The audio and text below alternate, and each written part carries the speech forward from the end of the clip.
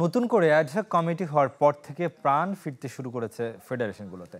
দায়িত্ব হস্তান্তর হয়েছে ভলিবল আর কারাতে ফেডারেশনে। সোমবার সভায় বসবে টেবিল টেনিস।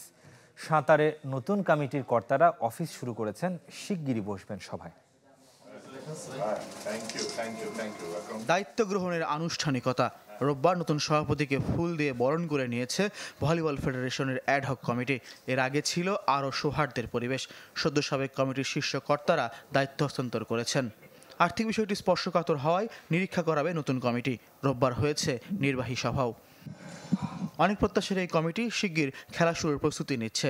শুরুতে তারুণ্যের উৎসব, এরপর নারী দল নিয়ে করছে পরিকল্পনা। দেশ বিদেশে বড় টুর্নামেন্টও আছে ভাবনায়। আমরা কমিটেড যে এই র্যাঙ্কিংকে আরও ভালো জায়গায় নিয়ে যেতে এবং আমাদের এখানে আরও প্লেয়ার কিভাবে ডিস্ট্রিক্ট লেভেল থেকে বের করে আনতে এবং আরও বেশি টুর্নামেন্ট করতে। বিগত দিনে কিছু খেলাধুলা বন্ধ ছিল, সেগুলাকে যাতে আবার পুনরায় শুরু করা যায়, বুঝে নেওয়ার পর আমরা অডিট করাবো।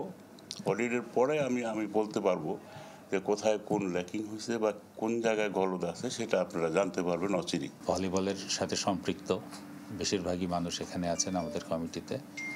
তো মনে হয় যে এটা ভলিবলকে সামনের দিকে এগিয়ে নিয়ে যাওয়ার জন্য যেটা দরকার সেটা আমরা ইনশাল্লাহ আশাবাদী যে আমরা এটা পারবো। এখন পর্যন্ত যে 16 ফেডারেশনের কমিটি হয়েছে স্বাভাবিক হতে শুরু করেছে কার্যক্রম। বাস্কেটবল সহ বিভিন্ন ফেডারেশনে আপাতত ব্যস্ততা তারুণ্যের উৎসব নিয়ে চলছে বিভিন্ন কোর্স।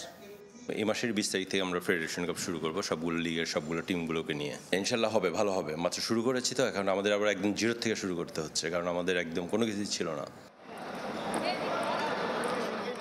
এদিকে সদ্য ঘোষিত 7 কমিটির মধ্যে সোমবার সন্ধ্যায় সভায় বসবে টেবিল টেনিস ফেডারেশন। এরই মধ্যে সভা করেছে কারাতে ফেডারেশন। সাঁতারে নতুন কর্তারা অফিস করতে শুরু করেছেন, শিগগির তারাও সভায় বসে পরবর্তী করণীয় ঠিক করবেন। ফয়জুল ইসলাম, চ্যানেল 24, ঢাকা।